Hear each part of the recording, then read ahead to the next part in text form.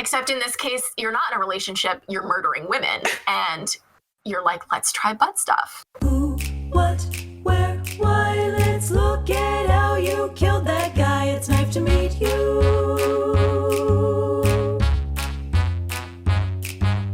Who, what, where, why? Let's look at how you did that crime. It's Knife to Meet You.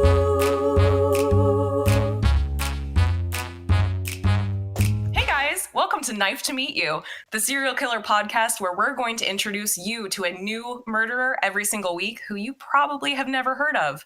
That's right, new serial killers. I know you guys love Ted Bundy and Ed Gein. Well, these are going to be people that you've probably never even thought to Google in your entire life. I'm Lobo, I'm here with Zoe, and we're ready to get down into it. I love how you're like, these are people you didn't even know to Google. I mean, that's really the thing, though, because, like, half the time when someone says there's like a documentary or something about serial killers, like my first thought is like, okay, but is it someone that I know of already? Like how many Ted Bundy or like Jeffrey Dahmer movies are there? Like Too there's many. There's nothing new to say about them. But like if we're talking about like Joe Bob from like bumfuck Indiana who killed 4 people with a tractor, that's interesting. Like I want to know about that. Like tell me more about Jim Bob. I think I just already changed his name. Exactly. Well, I want to know about the tractor murders. Tell me more. Yeah. So I want to know, was he on the tractor? Did he? Like, I just need to know. I need to know. Inquiring minds need information. For science. Absolutely. So who are we talking about this week? Okay, so this week we are talking about Richard Cottingham. Yeah, so I've first never I wanted heard to of say him ever. Yeah, so first I want to say that in the U.S., there are an estimated 50 to 100 serial killers free each year, killing between 300 and 400 people. 50 people actively? 50 to 100 serial killers free each year, actively killing 300 to 400 victims in the United States every year. Well, that makes me feel safe. Yeah, which is why, like, I have this burning need to talk about serial killers and to, like, understand them and to, like, confront my own mortality with you guys every week. So, yeah. So I always hate going over the serial killer, like, monikers, like, their epithets, because A, they're dumb, and B, I don't want these guys to be, like, glorified or whatever. But you may also know Richard Cottingham as the Butcher of Times Square, the Torso Killer, the New York Ripper, the Times Square Torso Ripper, any, like, mix and match variant thereof. So I'm going to guess that he was an ass man. No, you are incorrect. I'm so bad at sarcasm, I failed. Anyways, moving right along. Okay, so we're going to start in December of 1977, when the first victim's body, Marianne Carr, 26 years old, was found bound at the hands and feet and strangled with a ligature around her neck. He had abducted her 3 days earlier from her apartment complex, and her husband had reported her missing, even though he was actually away on a business trip at the time, after Marianne missed an appointment with her mother-in-law. So police were looking for her, and the only tip they had was a witness who had seen in his rearview mirror when he was backing up his car a man that he mistakenly thought was Marianne's husband, who they knew it wasn't her husband because he was away on business, who coincidentally looked very much like Richard Cottingham, and Richard Cottingham had previously lived in that same apartment complex. So Marianne is interesting as the first discovered victim because she's kind of an outlier in many ways. Firstly, she's an X-ray technician and was actually found still wearing her white, like, technician coat. Oh. And yeah, I know. Like, just if I'm ever found murdered, could you just do me a favor and, like, make sure that I look hot? Just yeah, no, for real. Yeah. Also, just think about it. Like, people that work at the hospital, they have long ass shifts. Like, you're there for like so many days at a time. Like, my partner's sister works at a hospital. She does something, I don't know exactly what her title is, but I know that they'll go for like 2-3 days at a time. So this person has been at the hospital, sleeping there. Well, it's actually usually 12-hour shifts. Yeah. Oh, that's still bad. Like, I don't know that she worked for a hospital though. She could have been working as an X-ray technician for a private, like, care facility, which might have meant that she, like, worked a regular 8-hour day. That would be better, but either way, like, you come home from work and you're tired, you just want to kick your shoes off, you want to go watch some TV, maybe The Bachelor's on that night, and then you get fucking murdered, and you're wearing your work clothes. Like, nobody's cute after that long of a day. I know. Like, I know. Oh, anyways. Poor Marianne. Like, Yeah. It's a huge differential, actually, because the vast majority of Cottingham's victims were sex workers.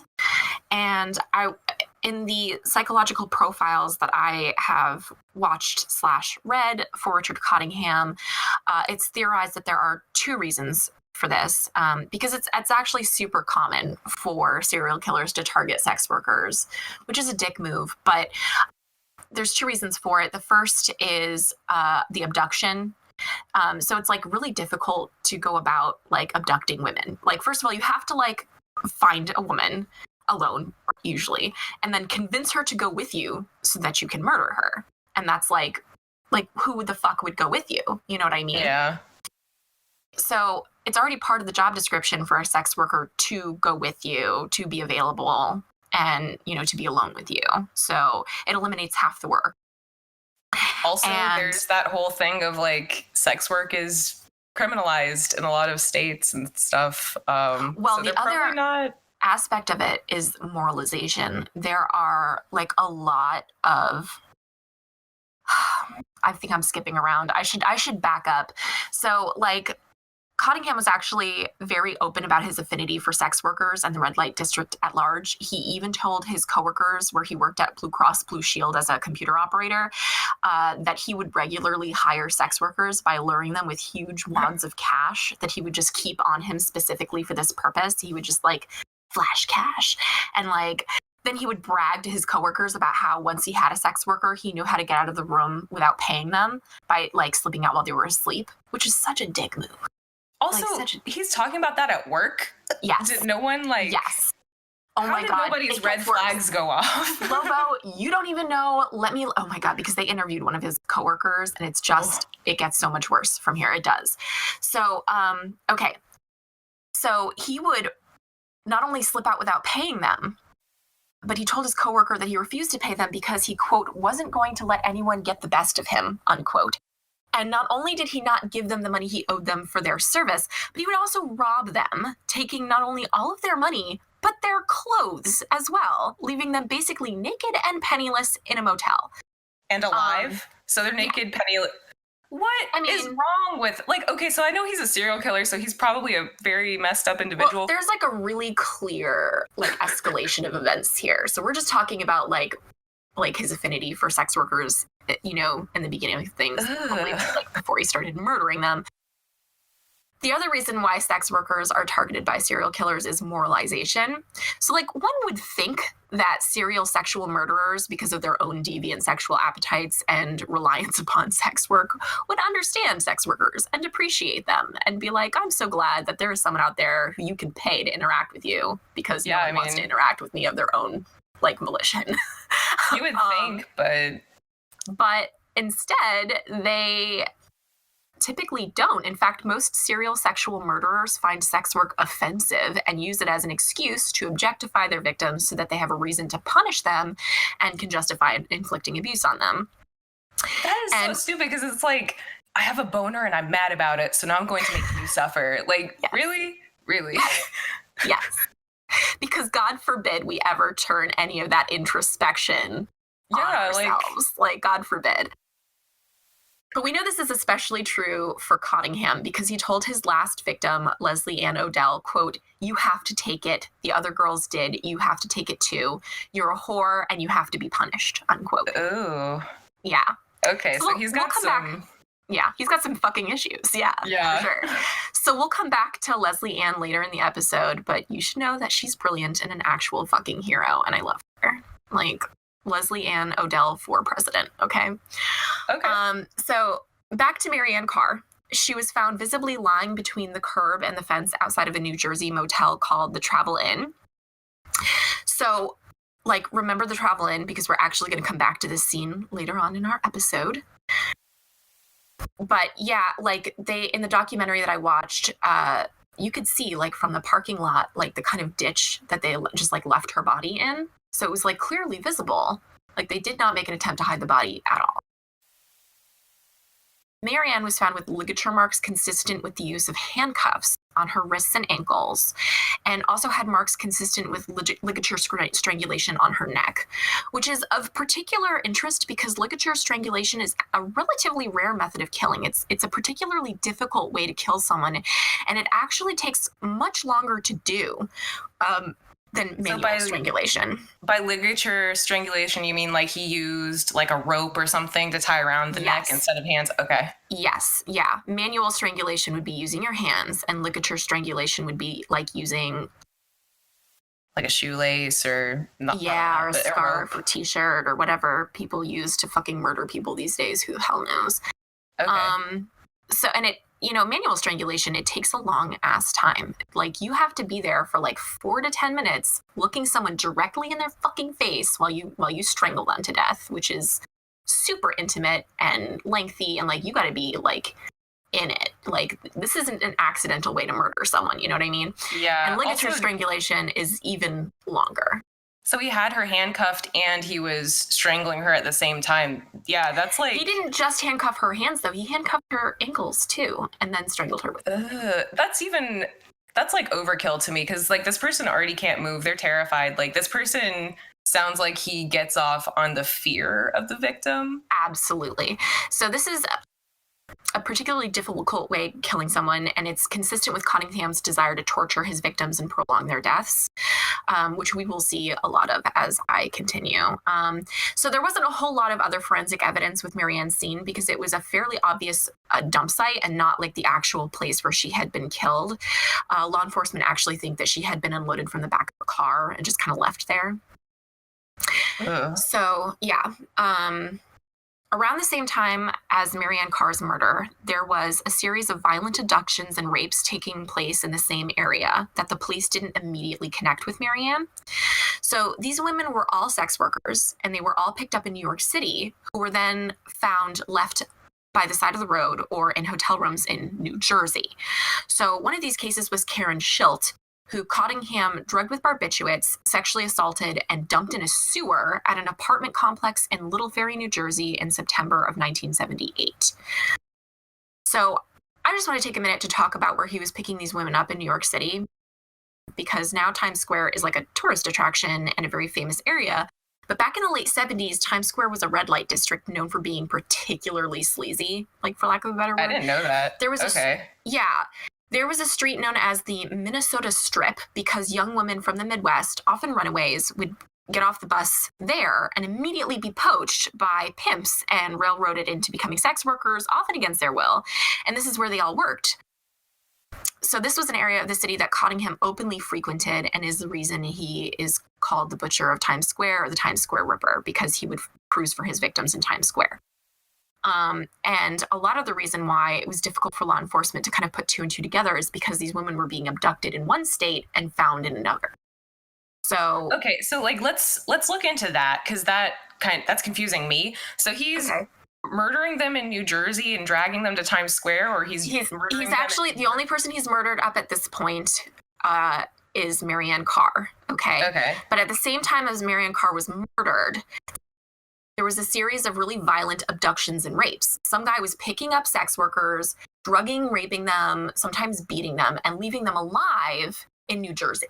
That's just really strange to me. Like, it's super weird. Yeah. From New York to New Jersey is kind of like it's kind of close, but it's kind of like a drive, right? Like that's... Yeah.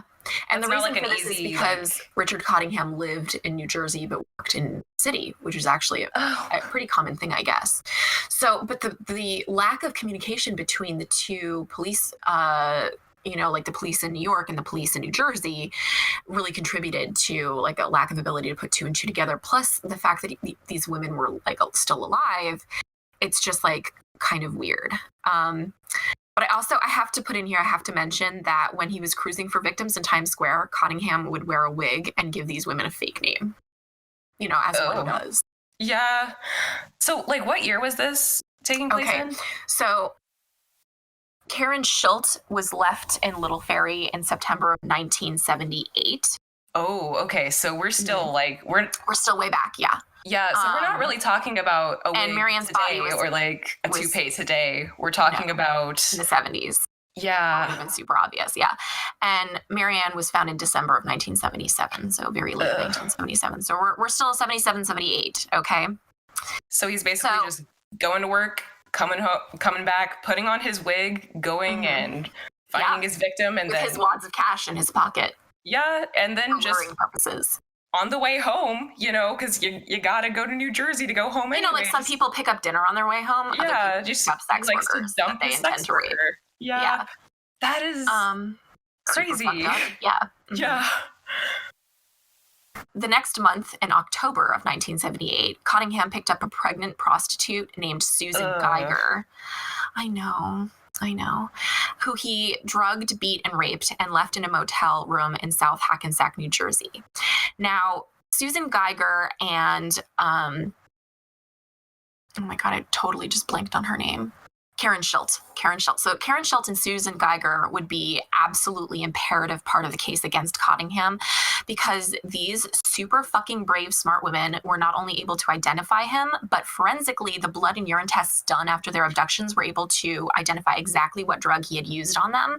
So it added forensic evidence to the case against him. And because of this women's quick thinking, because they were brave enough to go to police, because they were brave enough to testify in court, they were a really strong part of the case against him. And I just want to say that that's super fucking awesome. And that's really admirable, especially back then. You think about today. In the fucking 70s? Yeah. Today, people still have this opinion or I don't know how you would say stigma against sex workers, and people still in law enforcement, we're still don't care about them. Yeah. Or they'll act confrontational to someone, even if they are a victim, human trafficking victims that get picked up by cops. They'll still go back and report they were being treated So imagine that's now in the 2000s. This was the 70s when I know.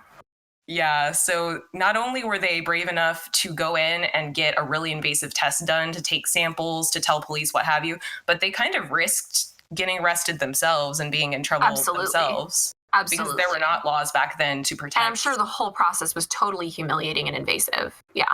Yeah, so just... I hope it wasn't, but it's the 70s, so...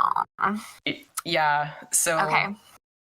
So exactly 2 years after Marianne Carr's body was discovered at the Travel Inn Motel, another scene was discovered there in December of 1979. Okay, so to the month, 2 years later. So the police and fire department were called when people noticed that room 417 was on fire. And when they got there to extinguish the flames, they found on the bed the bodies of murdered Didi Gadarzi, 23 years old, an immigrant from Kuwait who was a sex worker, and a still unidentified woman in her 20s, that's Jane Doe. Which, really, my heart goes out. To this day, they haven't identified her? I have no idea who this woman is. Have they... Was this... obviously back in the day... Well, let me go on, because you'll see why... Okay. You'll see why they weren't able to identify her in a minute. So, yeah. So the two women were bound together, raped, tortured, and murdered. And then Cottingham removed their hands and heads after they were dead and set fire to the motel room. So what? Yeah, I know. He took their heads? And their hands. Well, teeth and fingerprints are the main ways of identifying someone. Yeah, that's why he did it. So this is the scene that makes people refer to Cottingham as the quote-unquote torso killer. But personally, I don't find it to be an accurate moniker, because torso killers, as a specific subset of serial killers, there's a group of them called torso killers. They tend to have a very different psychology than Richard Cottingham. Generally, they tend to leave behind torsos for people to find because they love the shock of it. They want the attention. They want to see their work on the evening news. They're kind of like peacocks in a way. They want attention, and Richard Cottingham has said, in an interview, that he removed the heads and hands purely to make it difficult to identify the women, and that he set the room on fire to destroy any evidence. So the opposite of that. Okay. So yeah. So there's a specific sect of serial killer, which I'm sure we're going to cover one of those, because I'm going to look it up after we absolutely get done here, that just torso go around killers. torso killing, which means... no, they don't go around torso killing. What they do is they kill their victims and then they remove the body parts and leave a torso in a conspicuous place for people to find. That's creepier. Or conversely, they will bury the torso separately from the other body part. Like, imagine how long it would take to accomplish that. It's actually, actually, in an interview, Richard Cottingham talked about that. He's like, it's super easy to do. Like, once they're dead, they're not struggling, you know, you just, you just hack them right off. It's totally fine. And I'm sitting here, like, watching this, like, oh, okay. Like, I'm so glad I know that simple. now. Yeah. It's a really easy process. What you're gonna do here? You're gonna wanna rev up your chainsaw. Your first victim, it might be a little messy, but then, you know, after victim 5, it gets a little easier. Ugh. I love that you're making him Southern. Was he, like... No, he's from Jersey. He's from Jersey. As all awful people are. No, I'm kidding. I'm not as good. I know a lot of cool people from New Jersey, so we're going to make him Southern. I do know a few cool people from New Jersey. I do. I know 2. My boss is actually from New Jersey, and he is the realist. So okay. Any accent reenactment, if I mess up, we're just going to go with it. I tend to make them all British, and I don't know why, and I'm going to apologize to the entire United Kingdom in advance of our series. I love a nice, like, just weird, creepy British accent. Like, yeah, it's very Albert Fish, you know? Yeah, my fave. Like, I'm just this creepy old grandfather who's going to kill your children and eat them. Like, hey there, Sonny, you want a popsicle? I got something like that. Ignore all the blood.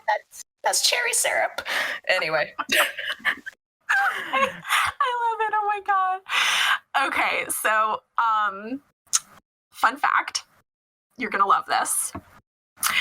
When Cottingham was disposing of the heads and hands of these women, he was stopped by police at 3:30 in the morning. Yep. He had their heads and hands in a fucking duffel bag that he was carrying, okay? Police stopped him at 3:30 in the morning and they asked him what he was doing. And legit, cool as a cucumber, he told them that he was staying in the hotel and just going to get something to eat. And they believed him and sent him on his way. Would they not have noticed the stench? Okay, so... I assume that this was pretty immediately after their deaths, so there was no decomposition smell. But doesn't blood have a smell? Blood absolutely has a smell. Blood has anyone with... I'm not going to continue that thought because that's... Basically, anyone who experiences having a period will be able to tell you that. Blood is horrible. There's definitely a blood smell. Or if you've, like, cut your hand or something and, like, it's a significant amount, it coagulates and then it smells like copper. So a police officer... Yeah, it smells like pennies.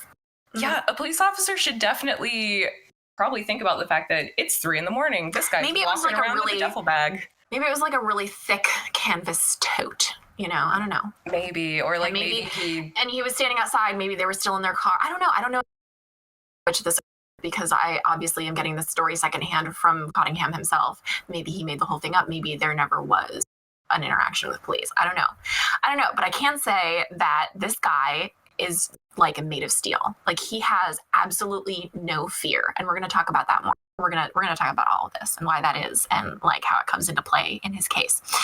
So, yeah.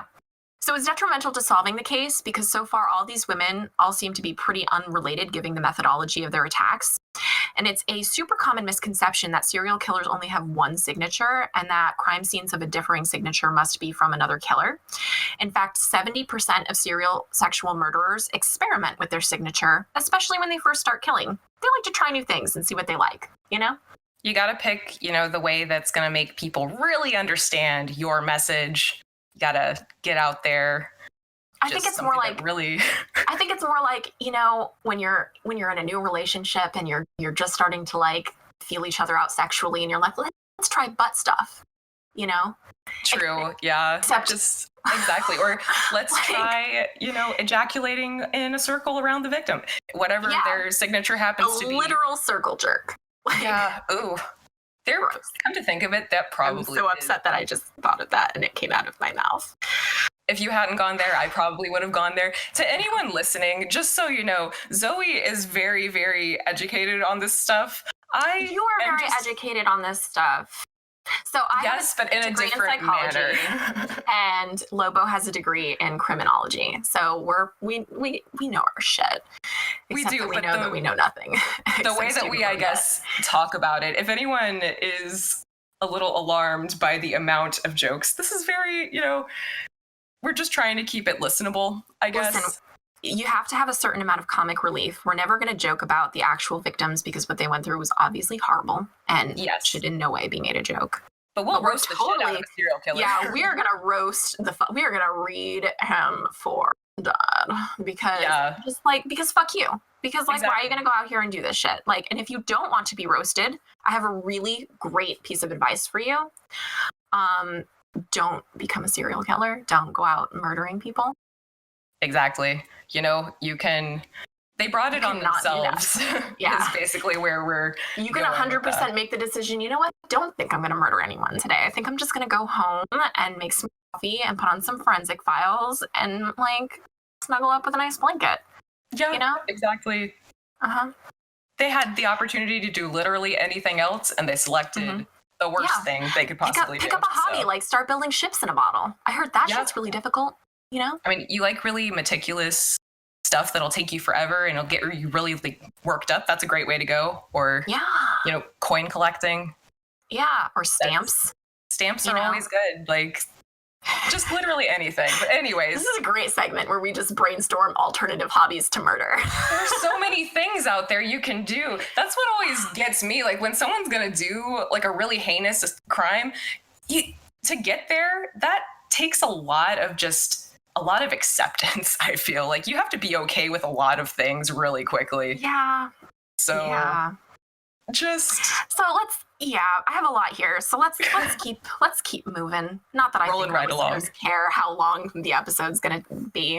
Whatever. You guys are just, if probably you driving. get tired, just pause it. Yep. We'll come back later. I don't know. Yep. We'll be here talking about murder. Always. So okay. On May 12th. Oh no, you know what? I scrolled too far. I went too far.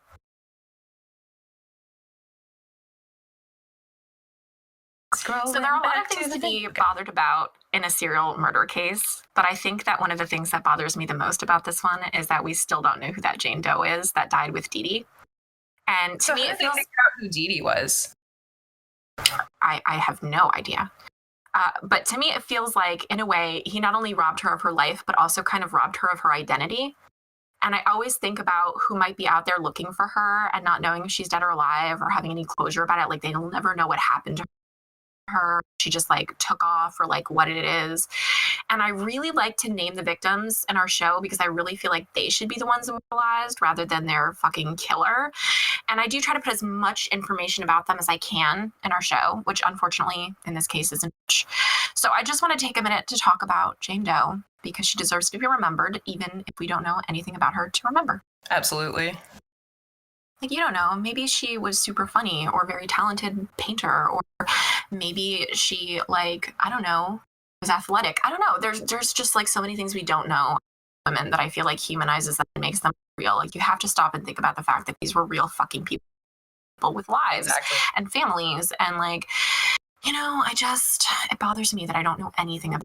I mean, that's half the time whenever you hear about a serial killer, you don't really hear a lot about the victims. You'll hear cursory details, but they'll really emphasize person the crime rather than the victims. Here on Knife to Meet You, we're going to talk about every single victim, and you're going to know about every fucking badass who has done something incredible to help the police catch these assholes. So, yeah. Okay. So this brings us to May of 1980, which, buckle up, kids, because it's a wild ride. Up until now, we can see a very clear pattern of escalation for Cottingham, which really, really culminates here in a major way. All right. So I'm going to give you a lot of dates. They're all going to be in May of 1980. Okay. So just get ready. He had a busy month in May. Yeah, he was really productive. On May 4th of 1980, a maid at the Quality Inn Motel in Hasbrook Heights, New Jersey, was cleaning one of the rooms when she really just couldn't get over the super rancid smell in this room. So she starts looking for the source of the smell.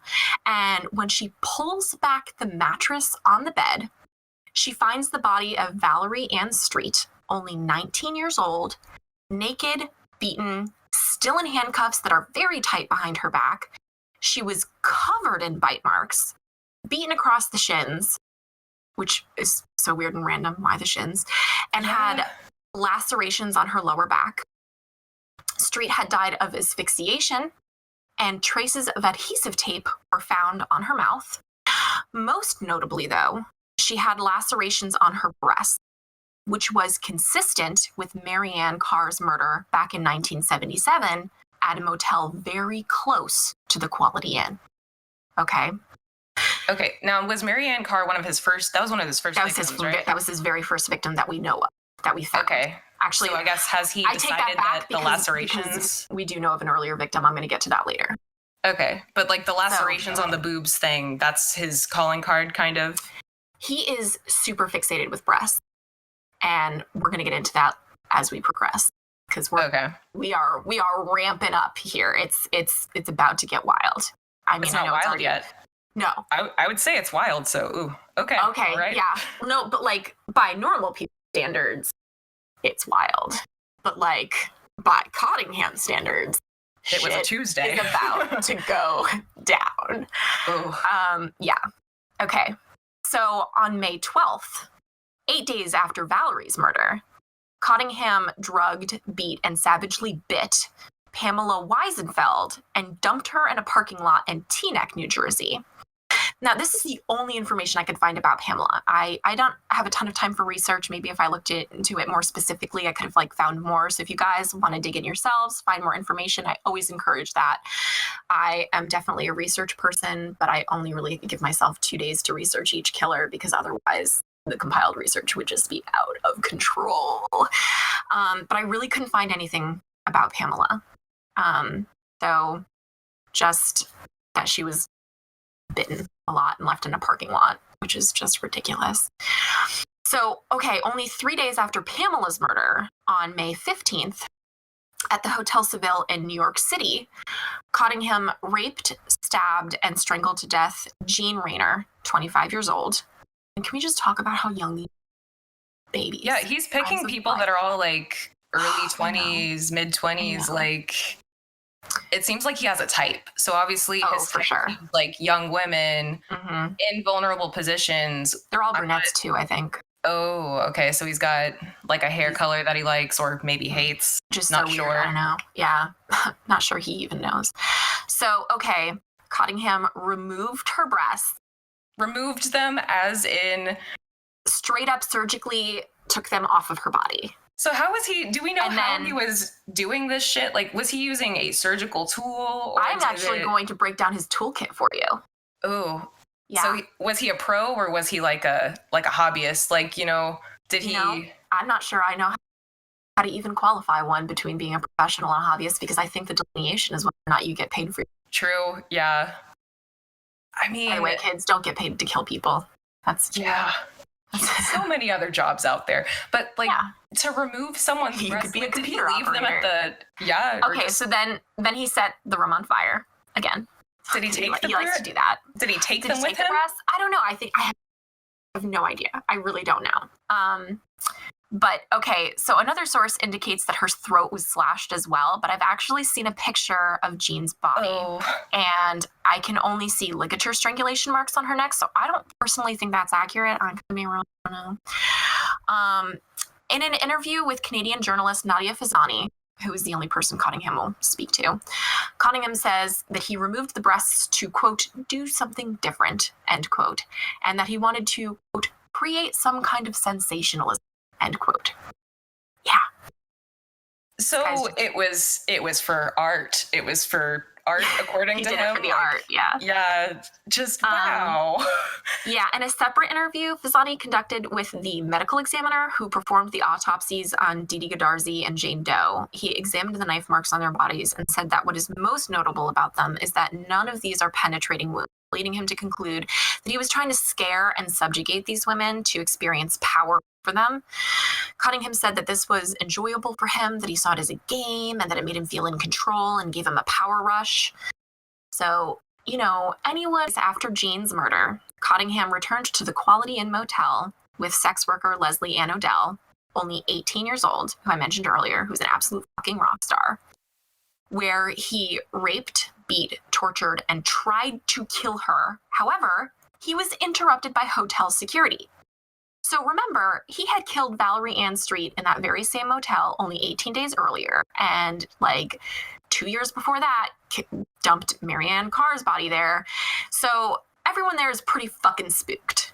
And when hotel patrons and staff heard Leslie's sounds of distress, they were like, hey, maybe let's investigate.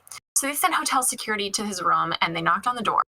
And Cottingham made Leslie answer hotel security from a script that he had written. But looking through the peephole when she was reading from the script, he was standing out of view of the peephole holding a knife to her while she was reading the script. So that so she couldn't answer the door. She was just talking through the door. Yeah. But she was looking through the peephole, and when she was reading the script, she started rapidly moving her eyes back and forth to indicate that she was in danger. And it worked. That's a good idea. That's a really good idea. I would never have thought of that. How fucking smart and thinking on your feet do you have to be to right in that moment, think of that, with a knife to your back, with a dude who just tried to kill you, having been choked. What a fucking rock star. I really... Yeah. That is seriously, really Leslie, great. what a fucking rock star. Okay, so it worked. The police were called, and Cottingham was apprehended trying to flee the hotel, still holding his bag of murder supplies. So when he was arrested, he had handcuffs, a leather gag, 2 slave collars, a switchblade, replica pistols, and a stockpile of prescription pills. So we had fake guns in there? No, I think replica pistols are just pistols that are made to look like old-timey guns. Oh, okay, like the Renaissance They're still functional, fair. but they're not authentically Western guns or whatever time period from. Yeah, they're replica pistols. Okay. And then, actually, I could be wrong. Perhaps replica pistols are fake guns. I don't know. Feel free to correct us. If we get something wrong, guys, always very kindly and nicely, please don't be mean to us. We'll cry. Well, maybe Lobo won't, but I will. No, I will. Okay, yeah, we will both confirm. On We air. will both cry. We'll cry on air while addressing you directly. So just let that marinate. Think about And it. it's going to be like that meme with that girl just screaming, you don't even know my life. Exactly. Got a lot of feelings, guys. But anyways, if we are She wrong doesn't about a even go detail, just let us know. Yeah, we'll gladly correct Super ourselves. nicely email us, or I guess tweet at us. We're going to make a Twitter, even though I'm probably never going to be on it. Anyway, in an interview with the officer who arrested Cottingham, and I watched this interview and it's pure gold. It's totally worth the watch. He said that Cottingham's attitude was smug and that he repeatedly claimed nothing had happened. And then he claimed that the situation with Leslie had been totally consensual and basically wouldn't admit to anything, to the point of being absolutely fucking ridiculous. They're like, dude, we caught you. We caught you red-handed. We've got this girl here telling us all the crazy fucking shit you just did. She's covered in bite marks and knife wounds. What the fuck? And he was just like, no, none of this happened. And then at one point, he teared up and he looked at this officer. He said, I have a problem with women. Because that sounds like the confession of an innocent man. Just in the first of middle all, of- understatement of the 80s. Nothing anyone else said in 1980 to 1990 was ever more of an understatement than that shit right there. So just while being confronted about a crime that you committed against a woman, just starts crying. Absolutely. Problem. Really, bitch, really? Really? So after obtaining a warrant, police searched Cottingham's house, which, by the way, where he lived with his wife and 3 children.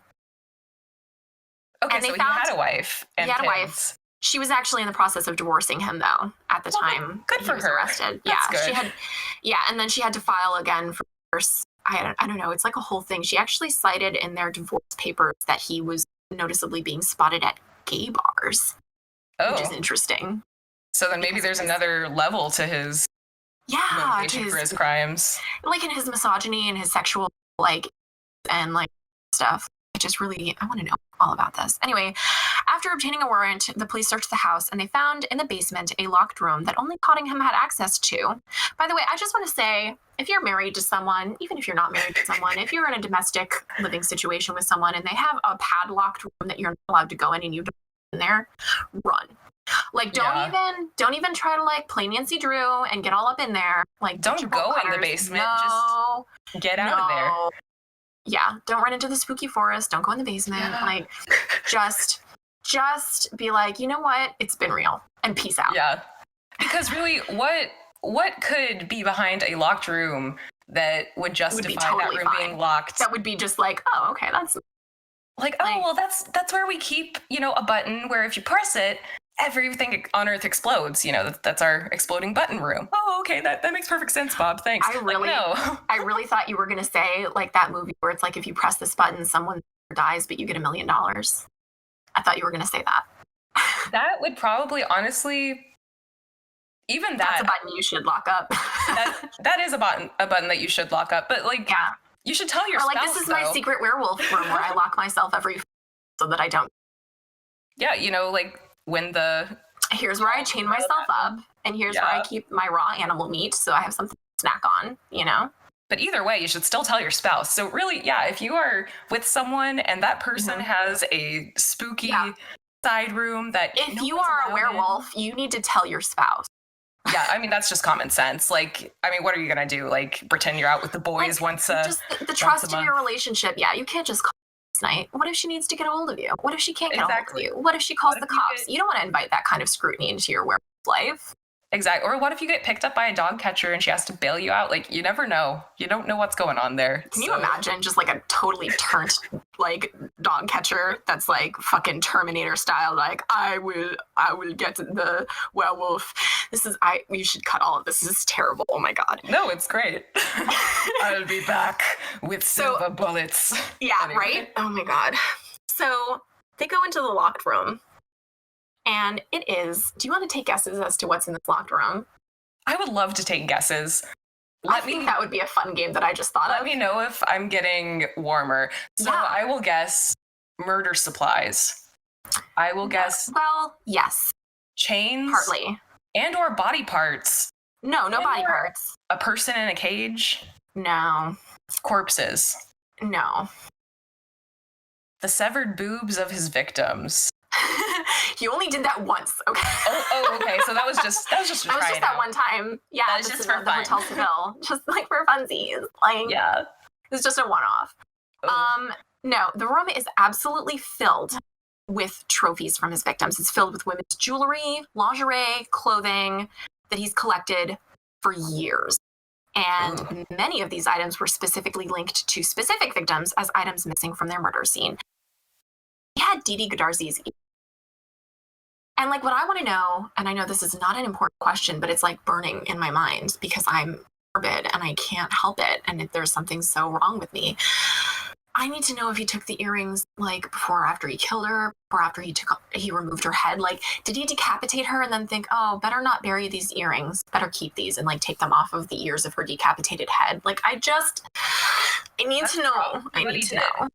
Honestly, yeah, like unless so bad. Earrings aren't something that get in the way, I guess, of one's murder plans. You don't know. They could have been like really big earrings. Maybe, yeah, actually, they get caught on stuff. Mine get caught on my hair sometimes. So like, I don't know. But yeah, like at what point in the crime does the murderer take the trophy? Because I don't know. I've always theorized, and this is obviously based on my very limited education and is no way a reflection of any professional knowledge whatsoever. I've always theorized that they collect the trophy at the end.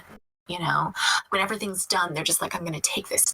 True. Yeah, like we're commemorating this night.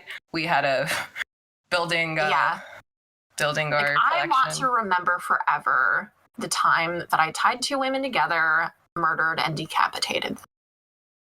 Ugh. Yeah. So he had a lot of stuff in that room, it sounds like. Yeah, because he collected it for years. And actually, okay, for some reason, this is missing from my research. It's not in my script, which I don't understand. I don't know what happened here. But he actually admitted to killing another woman in the 60s, Nancy Vogel, after he had been arrested. And, like, I wanted to talk about his his court case. Like, I wanted to talk about that, but let's take a quick break. Back to the murder. Yes, like Back to the Future, but with death. Anyway. Yeah, but with 97% more murder. He had been stopped by the cop. Yes. Confronted about So Leslie, I believe was her name, Leslie. Leslie, and yeah. And then he started crying and said he had a problem with women. I actually would like to backtrack a little bit and point out that some of these murders, like some of these crimes, the dates coincide with like negative events in life. So I actually kind of theorized that some of these events may have like triggered him to commit these murders, although obviously not, because he's just doing that always. It's just like a compulsion for him. But I know that after his first child Blair was born, that it was like the first time he got arrested. So like he'd been arrested a couple previous times. He was arrested in October of 1969, and he was charged and convicted of intoxicated driving in New York City, and he spent 10 days in jail and paid a $50 fine. That's it? Yeah. And well, it was 1969. They didn't even have seatbelts. So yeah. He married his wife, Janet, in 1970. Also, shout out to Janet, because I feel like wives of serial killers are always treated like absolute fucking shit. But the level of crap she must have had to put up with being married to this dude, like, I'm like, feeling. Do we know, like, if they had a good relationship, or if he was like, because the pattern to me. I'm gonna get into that. I'm gonna get into all of that. Okay. I just wanted to talk about like kind of his legal record and some of the killings, and then I want to talk about the court case as well. There's more than one, but there's some things that you need to know. Like, oh my God, you need to know these things. Okay, I'm excited. Yeah, you should be. So, okay. After he was arrested and after like he was in jail and whatever, and he had like nothing left, he actually admitted to the 1967 strangulation death of Nancy Shiva Vogel, who was 29 years old, which actually I think she might have been one of.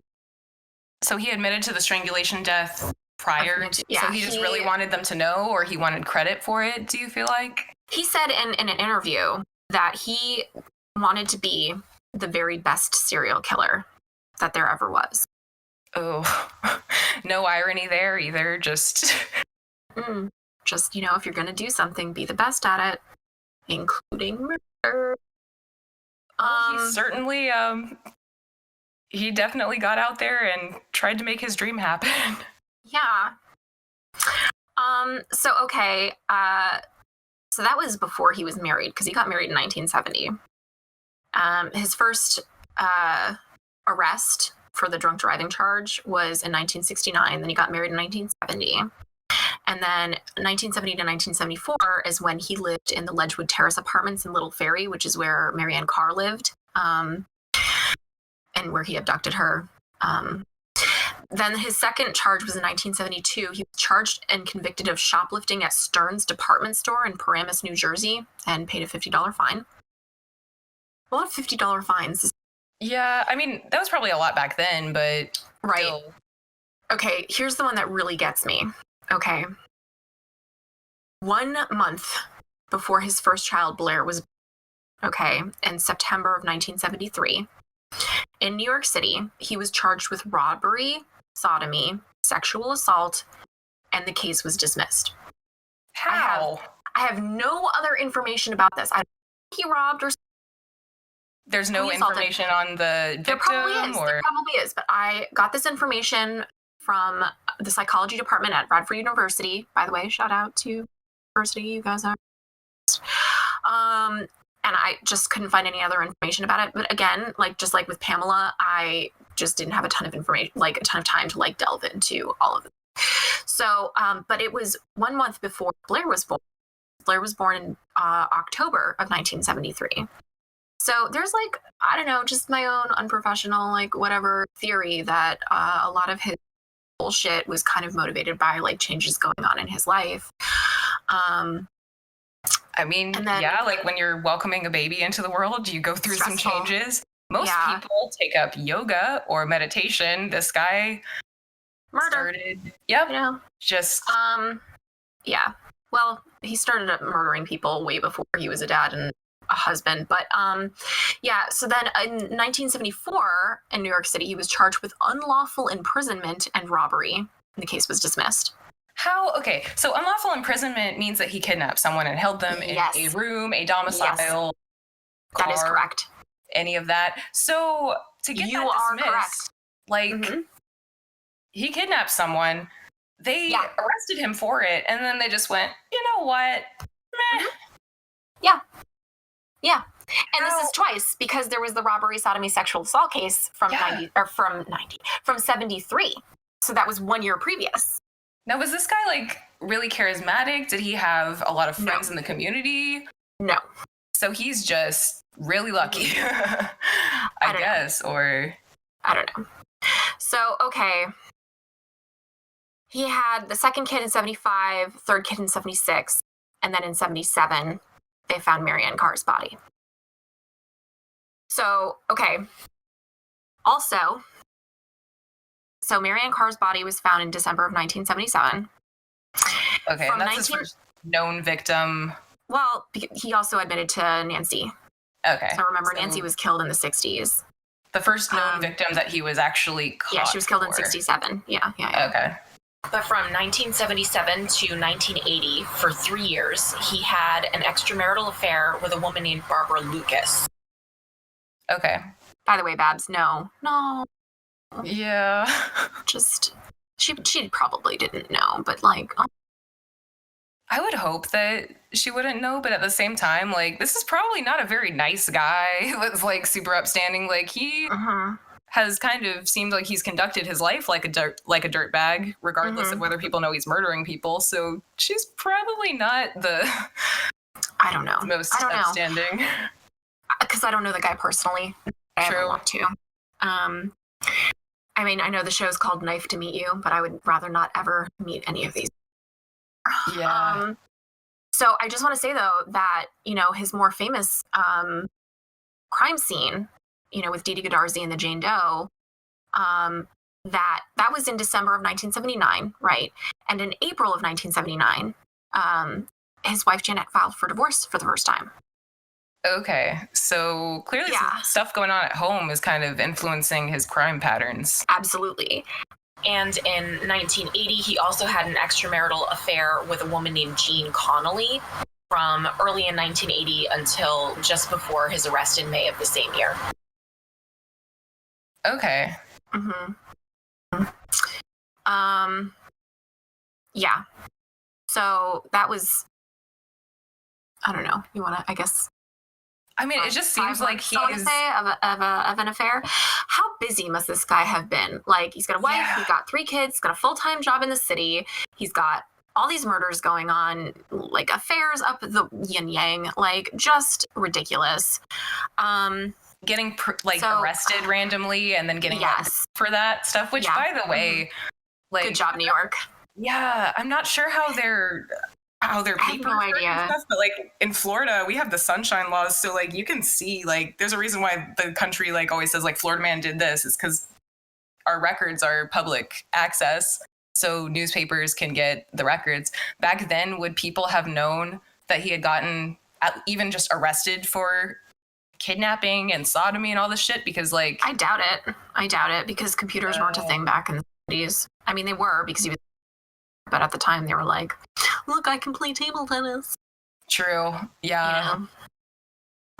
So he had So okay, right. So after he was arrested in May 1980, okay, and then in June of 1980, his wife withdrew her divorce and moved to Poughkeepsie with the kids. And so then she decided not to divorce him.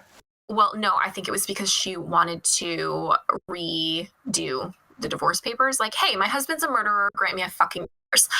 I don't know. I can't say. I don't know Janet personally, but you're doing great, honey. Yeah, gotta make it there, so that's always good. Yeah. So, okay. So he was identified in a police lineup And in Bergen County, there was a 21 count indictment. Okay. That's a lot. Yes. And that was just Bergen County. Okay. Because he had to be separately brought up on charges in Jersey. Okay. So like altogether. There were two trials. Mm-hmm. Ooh. And the prosecuting attorney in one of the trials, I don't remember which one it was, but he kept trying to like get this guy to crack. And like he was doing everything he could to like knock him off his game. Every time he would walk by Cottingham in the courtroom, he would rap on the back of his wooden chair with his knuckles or rap on the wooden table. He was sitting at the table taking notes the entire case. Like this guy not only was sitting through there taking notes, but he would pass notes to his lawyers like on what he wanted them to do. Defense. And he also testified in it himself, which you should never do. Never testify in your own trial. Never do. I'm actually surprised that he had lawyers. Kind of surprised that he didn't represent himself. But his like intense narcissism made him think that he knew best. So like, yeah, okay. So he testified in his own defense in his trial. And this included him telling the entire court that he'd been fascinated with bondage since he was a child. What? Okay, he denied. Pause.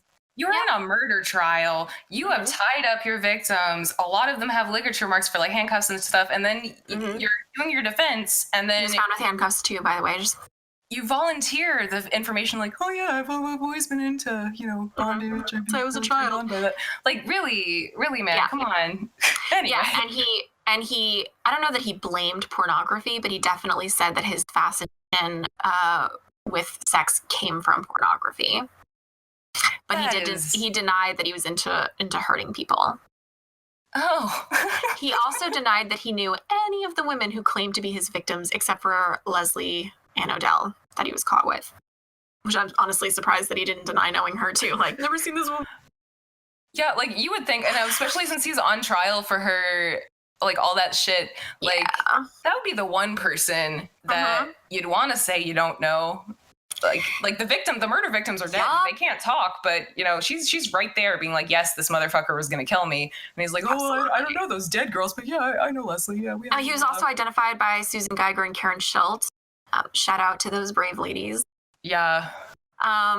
So, okay, in Bergen County in June of 1981, which was like a little over a year after he was arrested, he was convicted of 15 out of 20 counts. And then 3 days later, this guy attempted suicide by drinking 6 ounces of a liquid antidepressant in his cell in the Bergen County jail. So I don't even know where he got this shit. I have no other information other than the fact that he attempted suicide in like a bullshit kind of way. Is like not that much, is it? Yeah, I don't know. I math is hard. But he was sentenced to 173 to 197 years in state prison. And the prison term would be after applying the current terms for multiple kidnapping and assault convictions. And he was also fined $2,350, which I think is so weird. He collapsed while being escorted to a jail cell while awaiting the Marianne Carr trial and was diagnosed with a duodenal ulcer. And that resulted in a mistrial for the Carr case. How would that... So a mistrial is when something happens to where it fucks up the entire thing. How would him having a medical condition fuck up his trial? I don't know. Maybe it interfered with his defense. Maybe they had to stop the trial so that he could seek medical attention and he was hospitalized. I don't know. These are all just possibilities. I'm just giving you what I know. Okay. But I do know that because after Bergen County, he then had to be tried for the New Jersey shit. Oh no, I guess Bergen County is in New Jersey. I don't know. What is geography? So he had to do 2 trials. So then there were 2 trial was a mistrial, and then his second one. No, the Marianne Carr was a mistrial. He was convicted in the first trial. Okay. So then the second trial was a mistrial, and then there was a third trial, I assume, because he was sentenced to 25 years to life for Marianne Carr's murder. Okay. With a minimum term of 30 years to be served consecutively with the 1980 sentence. And then he was removed from maximum security state prison in Trenton and transferred to the men's house of detention in Manhattan trial on the August 1980 charges of murdering Dee Dee Goodarzi and Jane Doe and Jean Rayner. And during that trial, he attempted suicide by slashing his left forearm with a razor before the entire fucking jury. Wow. What a drama queen. Nothing says I'm innocent like trying to commit suicide in the middle of your trial. And can I just say, and I can because this is our show, can I just say, a man who his whole literal thing is killing people. He knows how to kill people. If he wanted to kill himself, he'd have killed himself. So these like little pissant bullshit attempts at killing himself are just like cries for attention. Oh, this okay, is just to garner sympathy. Like if he really wanted to fucking kill himself, he went across the road, not down the street. He'd have been done. Like, oh, speaking of going across the road and down the street. Okay. But I mean, like, so he didn't even really suicide attempt. He just wanted to scare people. It sounds like, or garner sympathy, or whatever. Okay, but I also have to tell you that during one of his trials, and I don't know which one, so don't ask because I don't know. But no, I do know. It was during the Carr trial, the Marianne Carr trial in 1982. This is October of 1982. He threw his jacket in the face of the guy that was guarding him and escaped. And he ran out into the fucking street. Yes. And he made it to the other side of the street. And all these chasing him. And they tackle him to the ground and bring him back in. Wow. That is just, again, nothing says I'm innocent. Like trying running out of the courtroom. Like, really. Also, what I did just he really... love that yeah.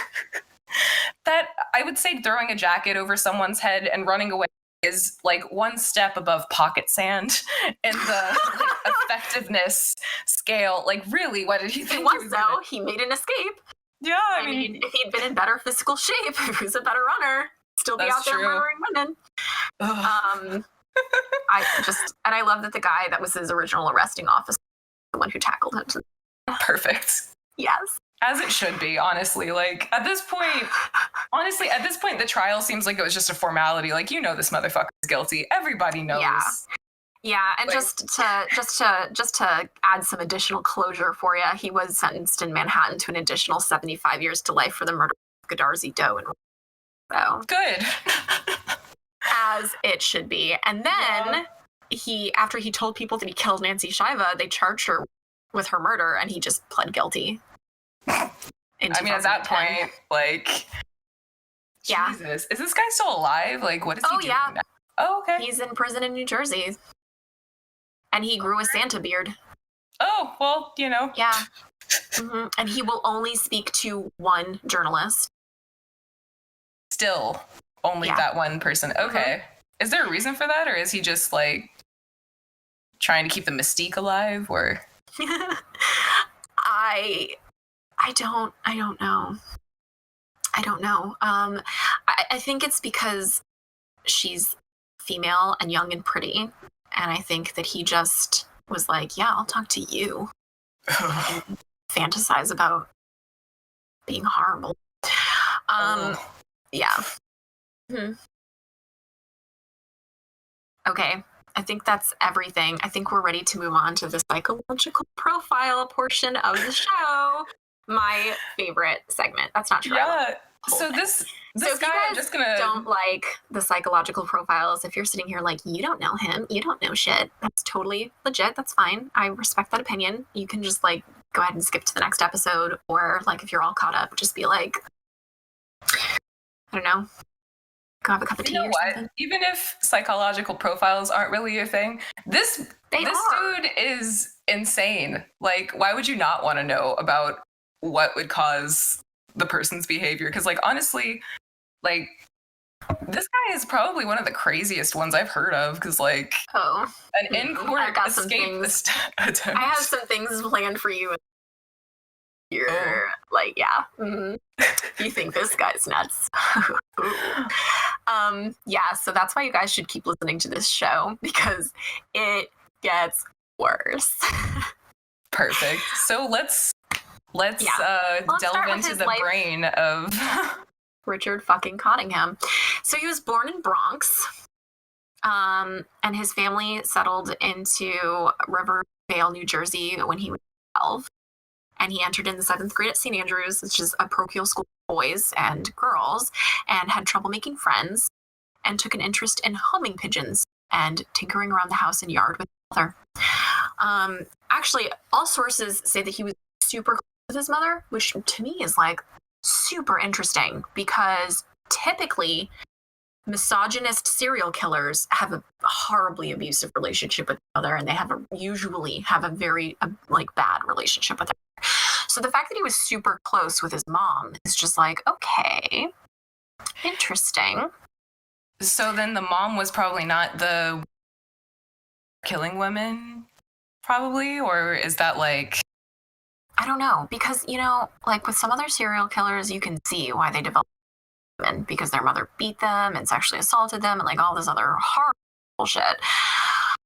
But I don't think that was the case with Richard Cottingham. I think his wife was, or not his wife, I think his mom was just like, sorry if I can just slip into something a little Freudian there. Good. I think his mom was just kind of like maybe normal. I don't know. I couldn't find a whole lot of information. But that could be just because I was Googling Richard Cottingham's mom. I'm just kidding. So, okay, in high school, he went to Pascack Valley High School in Hillsdale. And he did start to make friends, but he wasn't, and he was definitely like a jock type. Like he joined the cross country and track team. Oh, okay. So that's where the... Yeah. So and like fast. Apparently not fast enough to get away during Marion Carr's court trial. That's what I was thinking. Like, really? Yeah. So, okay. They did interview some acquaintances of his, and I kind of love and hate these types of interviews, because on one hand, it's like someone that he said hello to one time in a hallway, and they're like, me, because I want to be on TV. But he definitely was like, he was really into like discussing which women he thought were hot and which women he thought were not hot. And he had very special interest in breasts at an early age.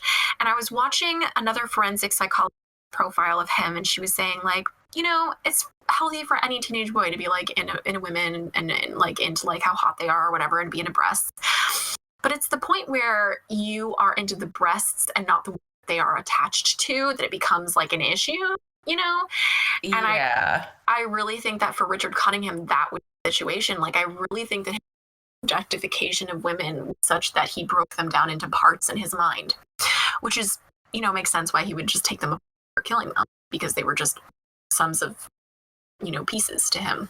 Yeah. And I mean, especially if he only liked that one section of the body. I mean, like maybe he didn't just behead them and take their hands for the prevention of identification. I mean, like if his thing is breasts and torsos and stuff, maybe he just wanted everybody else to see the parts that he enjoyed. I don't know. Yeah, basically like look at my work. This is my art. He seems like he was very proud of himself.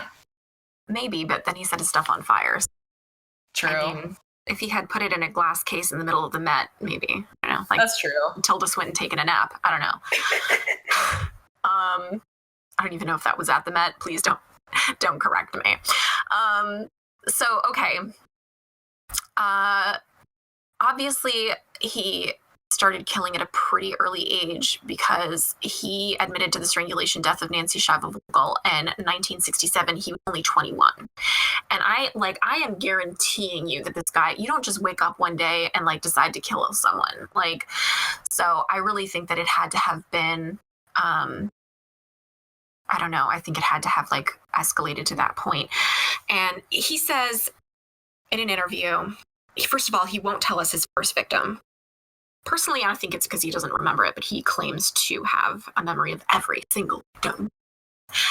And he's like, I've killed between 85 and 100. And he said that hardly a week would go by without, quote, something happening, whether that was like a murder or an assault or a rape or something. I don't know what he qualifies as something. But starting at what age did he start doing all that? Like, was he in school still when he was like assaulting? And he won't say, but we know for sure that his first admitted death was in 1967, and he was arrested in 1980. So if you want to look from 1967 to 1980, hardly a week went by without something happening.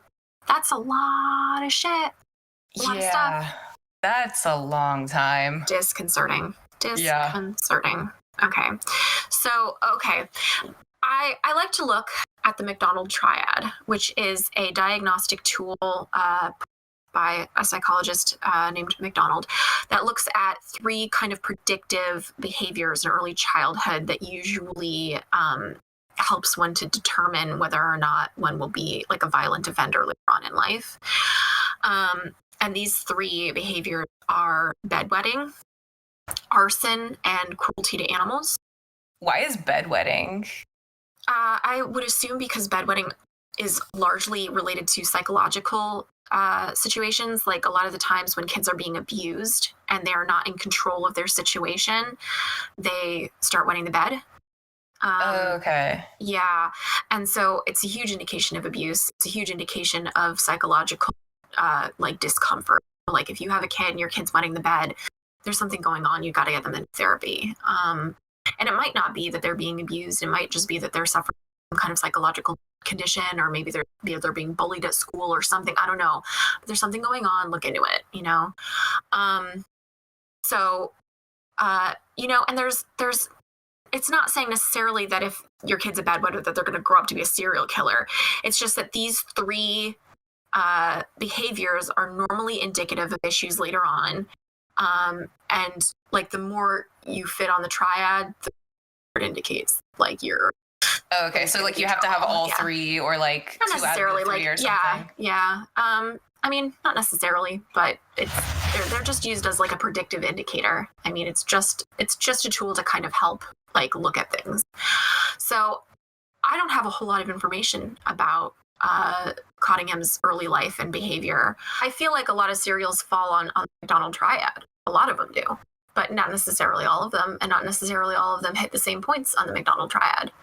So I just know that I have really no evidence of any of these behaviors in his early life because I have so little information on his early life. True. So, okay, the secondary diagnostic tool that I like to refer to is Hare's Psychopathy Checklist Revised, the PCLR, which is a diagnostic tool used to rate a person's psychopathic or antisocial tendencies. It was developed in the 1970s by Dr. Robert Hare, a Canadian professor and researcher renowned in criminal psychology who literally wrote the book on psychopathy. And I know that they no longer call it psychopathy, that it's now referred to as antisocial personality disorder, DSM, but a lot of this information was gathered from Hare's work with prison inmates in Vancouver. And the PCLR is just a really good indicator of the potential risk posed by individuals as far as whether or not they're going to reoffend, because psychopaths are often repeat offenders, commit whatever crimes again and again, which is what makes them serial in our case. So any serial killer we talk about, we're going to evaluate them on the PCLR. So then this guy, so I'm going to preface this with like, I don't really understand the PCLR stuff. Well, I'm going to explain it to you. So if you have any questions, ask them because our audience is going to know either. So the reason I know this is because my degree is in psychology and I studied with a psychopathologist for a semester.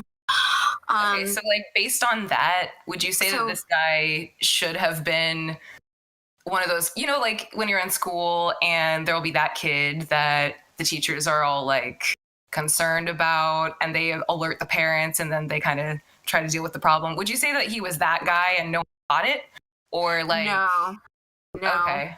I think he was just kind of a loner. And I think that happens with a lot of narcissistic personality types because they feel that they are above other people and they won't lower themselves or debase themselves to hang out with people they don't deem to be appropriate company.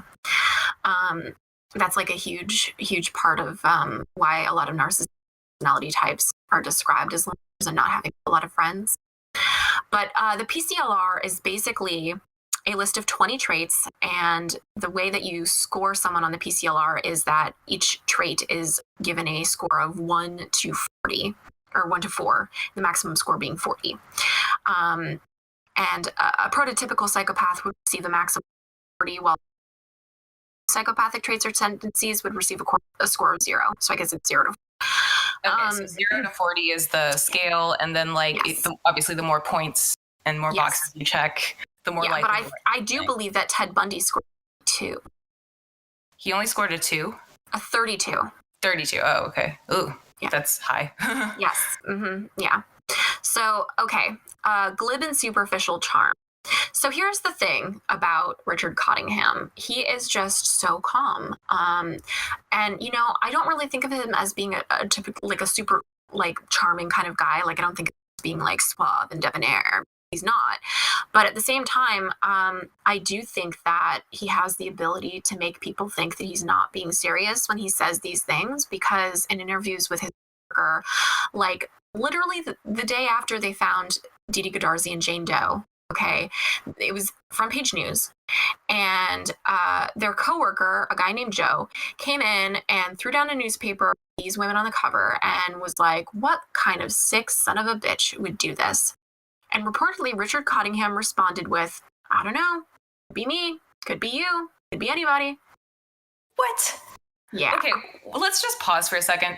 He is absolutely a red flag. Like, this guy, I would be scared that he was going to be one of those, like, office massacre people, honestly. Like, he's talked to his coworkers about cheating and, like, doing the sex work stuff and, like, I mean, he literally would robbing tell his sex coworkers workers about how much he loves the red light district, about how he loves to pick up sex workers and rob them and cheat them out of the money that he owes to them. And now he just said he might be a killer. That's not a normal thing to joke about. Like, you want to make a, like, one of those, like, darkly funny jokes, like, you have to make sure that it's obvious that you're joking. This guy, I would not think he was joking. Everyone thought he was. Everyone was like, oh, he's, like, just being whatever. He just wants to impress us. And you're like, no. So, I don't know. I don't think of him as being glib. I don't think of him as being, like, charming, but I do think he's, like, highly able to disarm people, kind of, and that his level of being calm grants him at least a 2 category. I can see that. Yeah. So, the next trait is grandiose, exaggeratedly high estimation of self. Oh, yeah. I'm going to give him a 4. I think we're at a 4. Yeah. The third one is need for stimulation. His coworker used to call him like shaky or something, because all day long, like from 9 to 5, he was sitting at his desk, like tapping his foot or shaking around or like doing, like, he had to constantly be moving.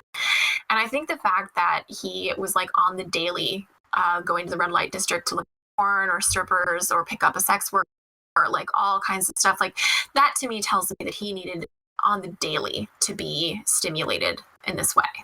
Wasn't that kind of the thing with, like, people with antisocial personality disorder, which is what they used to call psychopathy? Like, half of that is, like, they don't have the normal grasp on emotions that other people would have. So they don't feel fear, but they also get bored really easily because they're not feeling all these emotions. Like, it's harder for them to feel happy. Absolutely. Yeah. So then it makes a lot of sense that this guy would be constantly searching for something. That's actually a few traits down, so we'll get there. Oh, okay. Yeah. So need for stimulation, 4, which brings us, let's see, we're at a 10 so far, doing well. Pathological lying. We're talking about a man who carried on multiple affairs, he used to show up at gay bars and was murdering people on the side. I'm going to go ahead and say that he safely earns 4. Yeah. There, brings us to 14. Cunning and manipulativeness. Oh, yeah. Yeah, I'm going to add another 4. I think that brings us to 18. Lack of remorse or guilt. He has said that he feels that he, like, while he was committing these murders, they asked him what he felt. He said, I felt nothing. I still feel nothing.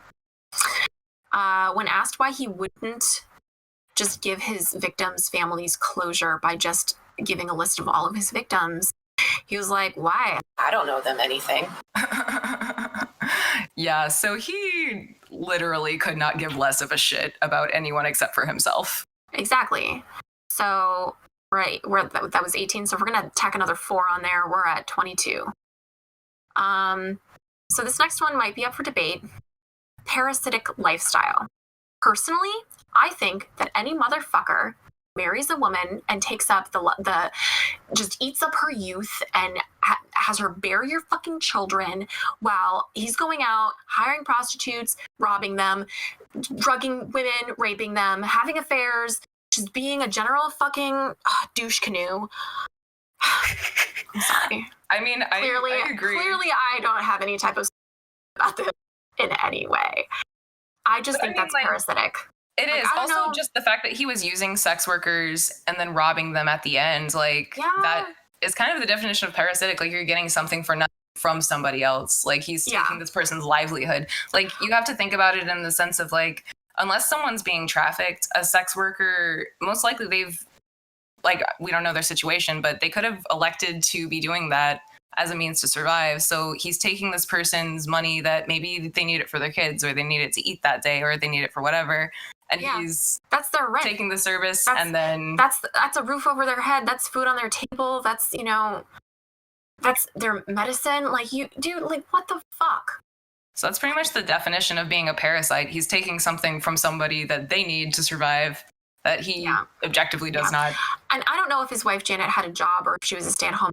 Their situation was. I just didn't find a whole lot of information about that, and I didn't really specifically look into it because I kind of tended to focus on, like, forensic information.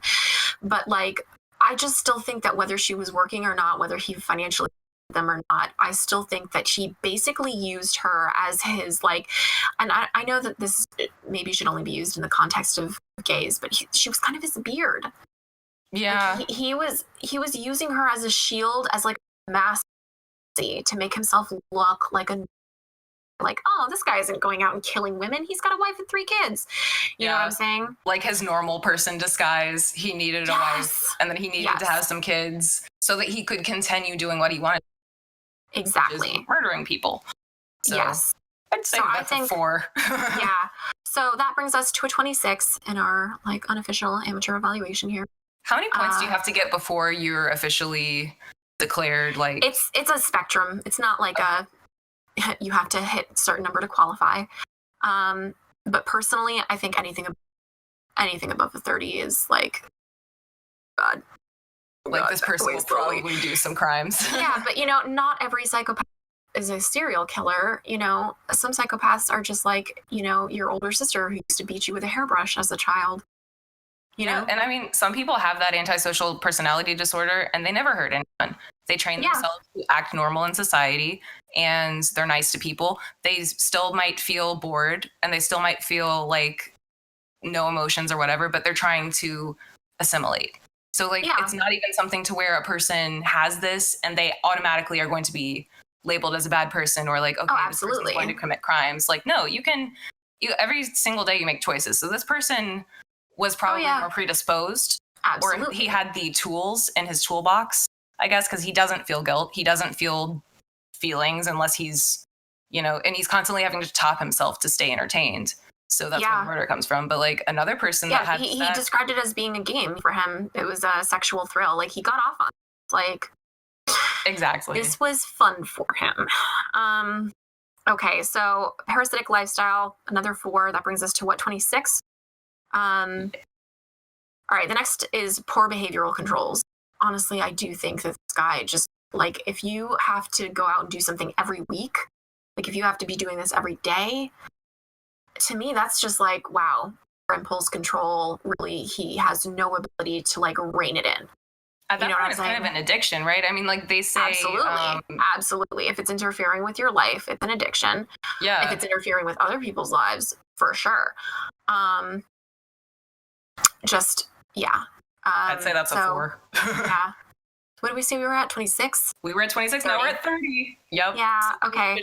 The next one is sexual promiscuity, which, first of all, can I just say, doesn't exist. It is a social construct. That's more of like a social construct, but in the sense of he had multiple partners, willing and unwilling. He did that. He was carrying on affairs and, like, all that shit. Yeah. Yeah. So even though I don't think promiscuity is a thing, I'm still going to give him a 4. I mean, he did it. He was obsessed with sex. The guy was obsessed with sex. And he's displaying the behavior. Like, it's not to say that someone that, again, like, promiscuity is a social construct and that's whatnot and what have you, but I just would like to say here that here on Knife to Meet You, you can be as sexually active or sexually inactive as you like, and no one has the right to judge you. Unless you kill someone, then we'll judge you all day. So that's the distinction. Then we will drag you, like, for sure. We're only gonna slut shame the serial killers. Absolutely. Okay. So sexual promiscuity, that's another 4. Wait, did that bring us to 34? That brings us to 34. No, the other one brought us to 30. So okay, 34. All right, so then early behavior problems. I mean, the fact that he said in his court statement that he was obsessed with bondage from an early age is weird. But I have no evidence of early childhood issues, so I'm actually going to leave that as a 0. Oh, okay. Well, I mean, yeah, if nobody remembers it and we don't have it on record, then maybe he was a good kid and just thinking bad thoughts. And then once he got to a point where he was older and bigger and could do the stuff, you know? I don't know. Maybe he was a late bloomer. Who knows? Yeah. The next one is lack of realistic long-term goals. Now, this one's interesting because I mean, he had a good job, but I think he got it through his dad. And he was married and had kids and had a life. But I really think that he just did not. And I think it's a trait referred to as narcissistic immunity, where you are like when someone's narcissistic, you think that you're never going to be caught because you're so much smarter and better than everyone. And you're like, the cops are never going to catch me because I'm just amazing. And you just kind of have this feeling of like, you don't think anyone's ever going to catch up to you because you think you're invisible. You think you're invincible, you know? And I really think that contributed to basically a lack of realistic long-term goals, because I think that he had no, like, when you commit 4 months in 1 month, what the fuck did you think was going to happen, my dude? And he was doing it all at the same hotel. What the fuck kind of planning is that? Yeah, because the hotel employees, also, this was not like a nice hotel, right? It was a motel by the airport. It's like, yeah. So that's a kind of place where it's probably like family owned. It's got the same employees. They're going to see you going in and out. And again, like, even if no one's checked on you the 3 previous times you were there murdering someone, clearly the walls are thin enough to where people could hear shit going on inside the rooms, because that's why, you're beating her. That's not quiet. No. So nothing low key about any of this. So yeah, there was no planning involved. He probably just went to the same. Maybe he had rewards points. Maybe he just liked that one. But regardless, he was not thinking about evading getting caught, because he wasn't thinking that he would get caught. Because again, he's narcissist. He probably thought he was, nothing's going to happen to me. I will kill forever. I'm Jesus. Yeah, exactly. Like, absolutely. So I think that should bring us to, please be the one in charge of keeping track of the math, because 38. We're at 38 now. Yes. 38. Oh my gosh, we're getting close to 40 and we still have so much more to go through. Ooh. So what happens if you go over 40? Is it just... I'm wondering if I scored this wrong. Maybe it's not... Maybe it's 0 to 3 instead of 1. Because they're saying it's a maximum score of 40. There's 20 traits. If there's 20 traits and it's a maximum score of 40, then it should be at 1 to 2. The max should be 2, yeah. Which no. You know what? We're using our own scale. We're using our own math, and everyone listening to this right now is like, you so dumb. And you know what? Sometimes yes. Sometimes, yes. You know what? It's been 10 years since I've scored on the PCLR. And you know what? You can't score on a PCLR officially anyway, unless you're a psychologist with the entire case study. You have to have all the court records. You have to have psychological evaluations from other psychologists. Like, this is just us being like amateurs, whatever. We're going to speculate. We're going to play armchair psychologist and armchair PCLR. So if we're using the wrong scale, this is our scale. This is the new scale. And we're just going to keep rolling with it. No, I want to go back and redo the math. So okay. 2 for glib and superficial charm, 2 for grandiose estimation of self-worth, 2 for stimulation, that's 6, 2 for pathological lying, that's 8, cunning and manipulativeness, 10, lack of course 12, shallow affect, 14, callousness, 16, parasitic lifestyle, 18, for behavioral controls, 20, sexual promiscuity, 22, early behavioral problems still at 22, lack of realistic long-term goals would then be 24. So okay. we're 24. Okay. So then, yeah, it probably is a 0, 1, or 2. like Okay. T12. But I think the next one really ties in with lack of realistic long-term goals and poor behavioral controls, but it's impulsivity. Yeah, he seems like a very impulsive person. Yeah.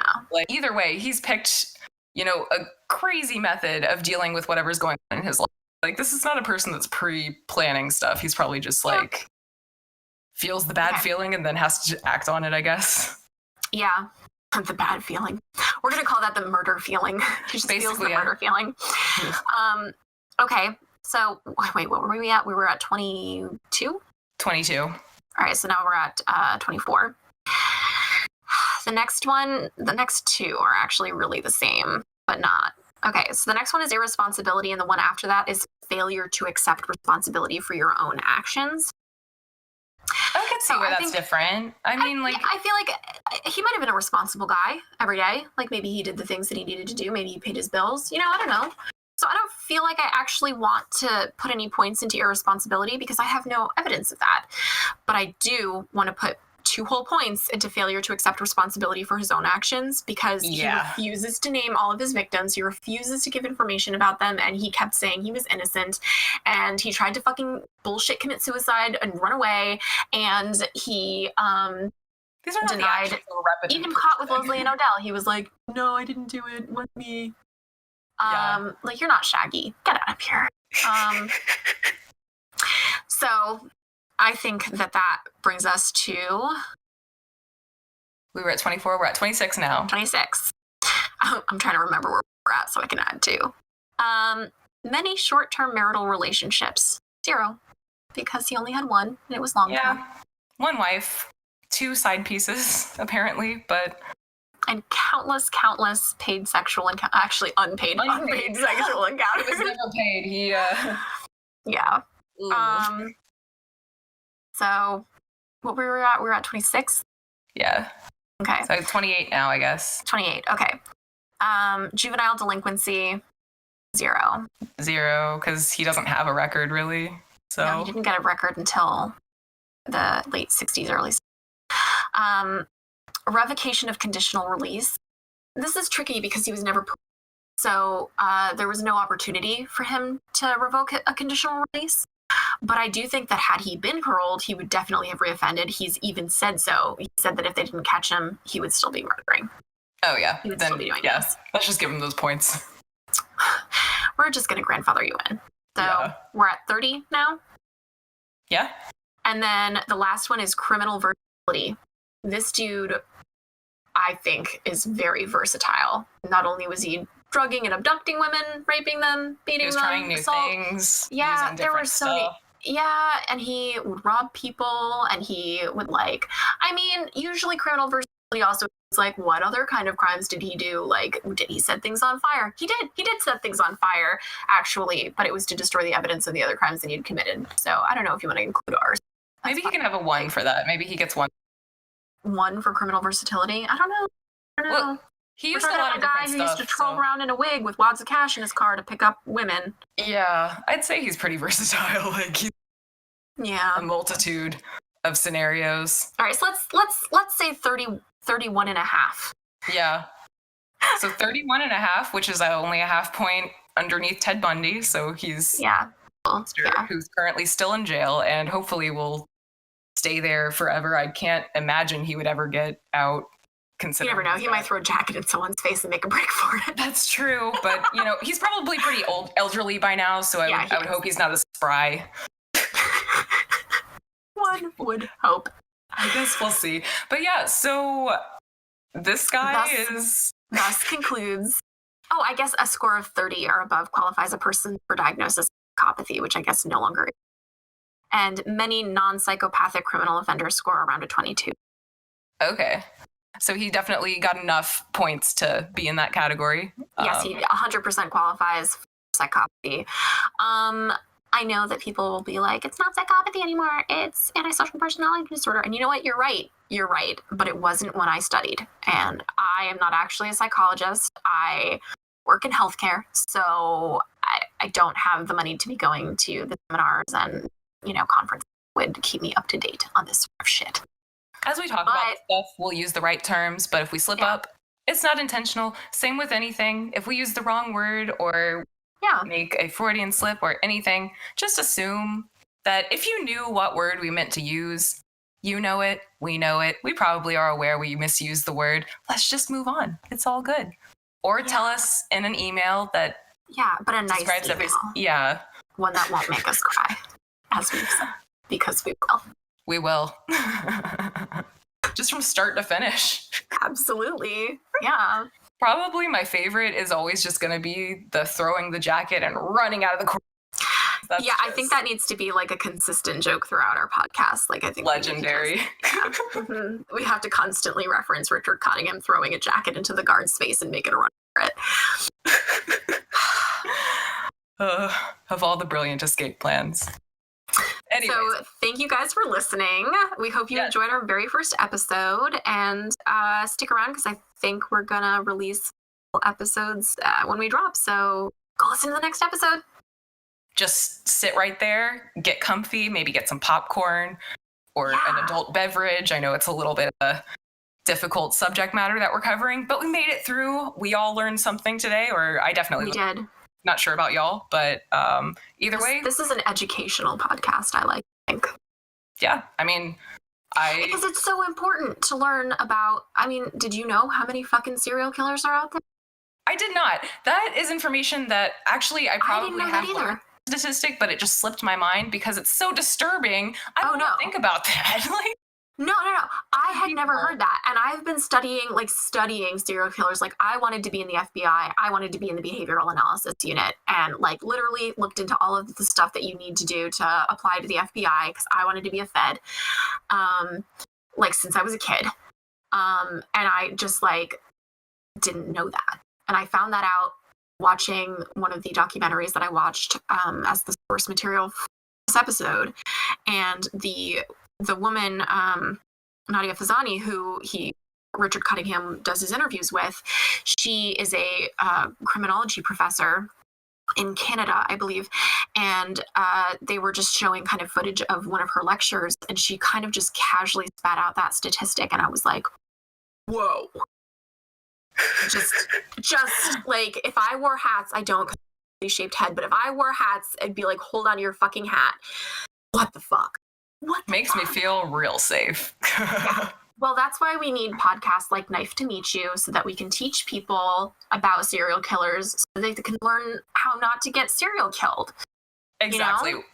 Which brings us to our parting message. We've decided that as a little parting treat, every week we're going to give you a safety tip. So the safety tip of the week this week, I would say...